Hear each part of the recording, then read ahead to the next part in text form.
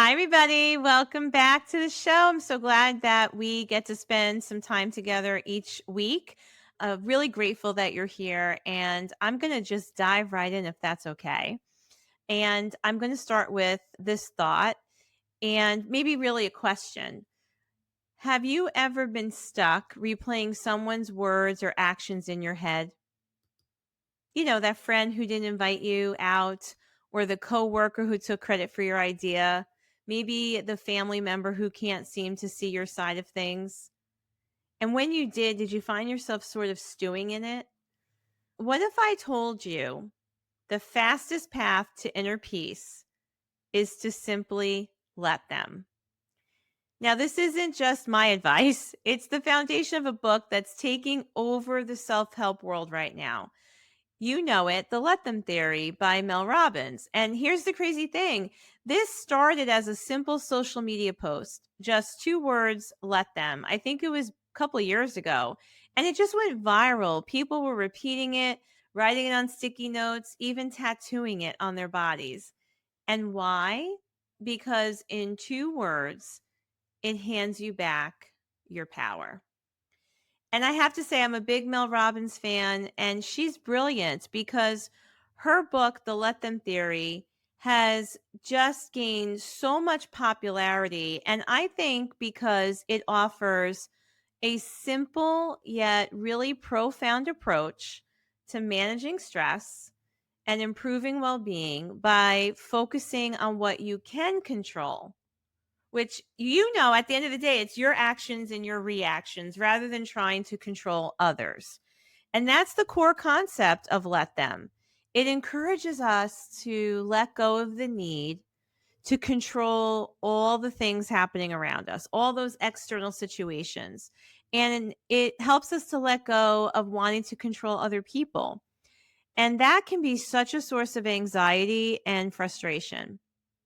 So I thought that it would be really great to take a deep dive on this because I read the book, and I have to say, while some of the concepts in the book were not new to me, it was a fresh approach and it was exactly what I needed at the time. And I know so many of you have read it and feel the same way. So I want to take a really detailed look at why the book has resonated with so many of us. I think number one, it's simple and practical. The let them concept is just easy to understand, and you can apply it in so many ways in all these different situations, from the minor annoyances to the more significant challenges. And I think Mel herself just emphasizes that the book is designed to be a practical tool, and she does a great job of not complicating it. I think another reason why it's been such a phenomenon, has really gained popularity, is because it highlights the power of focusing on what we can control. It puts the power back on ourselves and how we can control our own thoughts, our own actions, and reactions. And I think we all need that shift in perspective sometimes. I think that when we do have a shift in perspective, that leads us to a greater sense of peace and empowerment. I believe the other thing that is so amazing about the book and simple is that this is not new. It's sort of what I would call ancient wisdom. I can remember my mom even saying that to me, like, just let them be, let them do. And I think Mel acknowledges that in the book as well, that the let them theory isn't entirely new.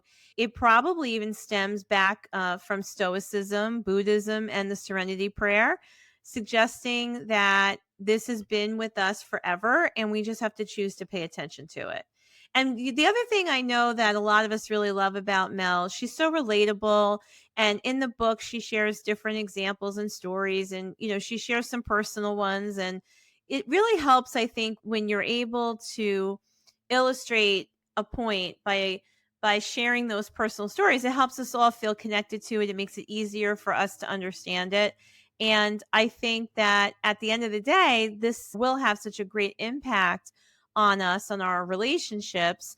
And I think when we relinquish the need to control everything around us or control other people, that theory, let them, is only going to improve our lives. So I think those are just some of the reasons why this book has become so popular. It does address some things like overwhelm and anxiety, and that we can only reduce overwhelm and anxiety when we choose to let some things go. So again, this book really clearly helps us to see that. And the other thing that I really liked about the book, and I've talked about this with a few people, is her let me component. So if you haven't read the book, spoiler alert, I'm going to give a lot of it away on this episode, but Mel talks about this let me component, which this aspect then encourages us to take ownership of our own choices and actions. So once we decide to let it go or just let them be, let them do, then we have to ask ourselves, well, what will I do next, or how will I respond? So the let me just empowers us, I think, again, to put the power back in our hands so that we can respond in a way that helps us to feel good. Even if we don't realize at the time, I think it helps us to respond in a way that aligns us with our own values and our own goals. So I love that about the book. So if you haven't read the book, or if you have, let's review the fact that there's those two parts, let them and let me. So let them means stop trying to control how other people act. Stop trying to control what they think or the choices they make. Let them be exactly who they are showing you they are. And then the other part, the let me part, means turn your attention back to you, back to where you are in your own lane, and let me choose my response. Let me protect my energy. Let me focus on my goals and my inner peace. And when you put it all together, when you pair those two concepts together, let them, let me, you shift from reaction to intention. And I know that this is hitting home right now for a lot of us, because I can't be the only one that's feeling how loud our world is getting. I feel like we have social media, we have 24/7 news, we have everyone's opinion about what they're seeing, what they're hearing, how they're analyzing. I mean, even the podcast, right? You're listening to me right now talk about my perspective. So you have to process not only your own thoughts, but everyone else's. And I think it could be easy to get overwhelmed with all this information. And it can definitely become easy to slip into a comparison or judgment, or just being exhausted by the mental game of, why are they doing this? What are they trying to say? Who are they? And I think that the let them theory says, let them drift away if they do. Let them think what they want. Let them live with the results of their choices. And you get to keep your peace. And that's not cold. It's just clarity. And at the end of the day, clarity is freedom. And what I realized by reading Mel's book is that if I don't let them, I'm probably judging them. And that was a big takeaway for me. There's a lot of takeaways actually for me from reading the book, and I'd like to share a couple with you. I think the one thing I also really resonated with me is this idea of reclaiming my emotional energy. Because the less time I spend trying to control the situation or control other people, the more energy I have for what matters to me. And I think that is so big. And the other thing that was really clear when I read the book is that by letting them do their thing, you're setting some boundaries. You're protecting your space and your values. And that allows you to really, again, put the focus on you. And you're able to then transform whatever stress or frustration you're feeling into being back in the driver's seat, in what we call agency, having agency over yourself, over your thoughts. And that gives you the ability to stay really centered and grounded.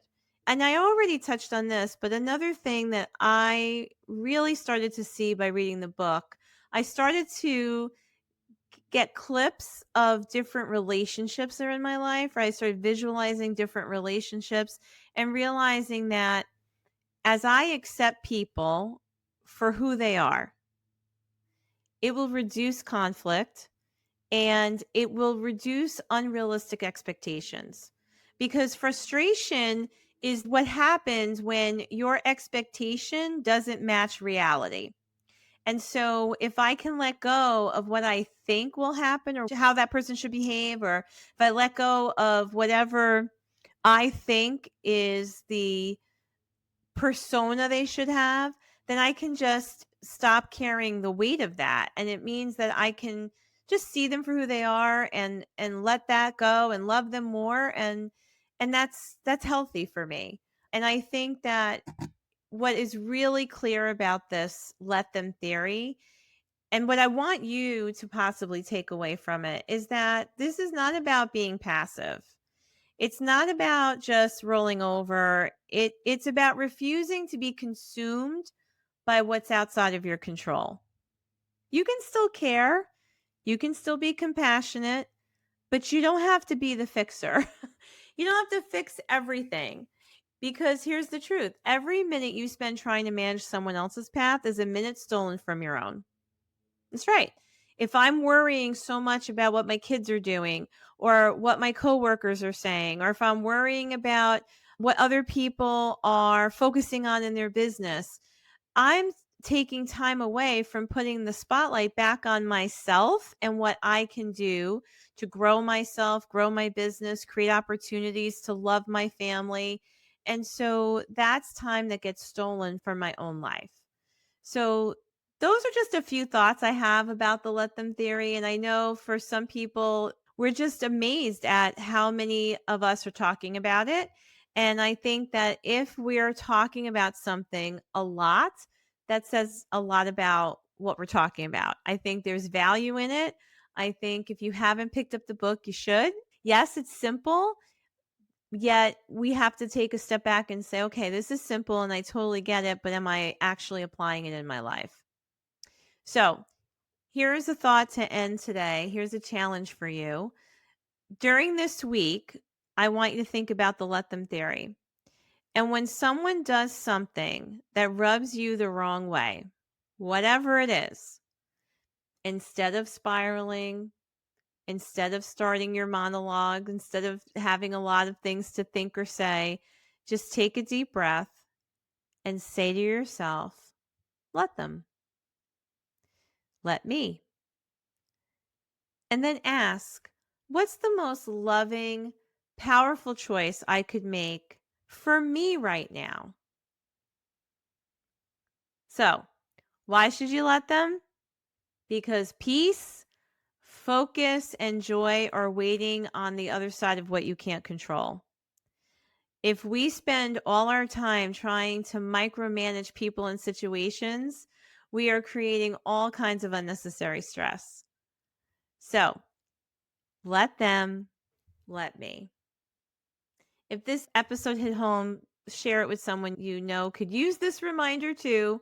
We can all use a reminder to let go and let live. And if you can share this, I think you will brighten someone's day, and I would appreciate it. And here's another thing. If you haven't already, hit follow so you don't miss next week's Monday Morning Mojo.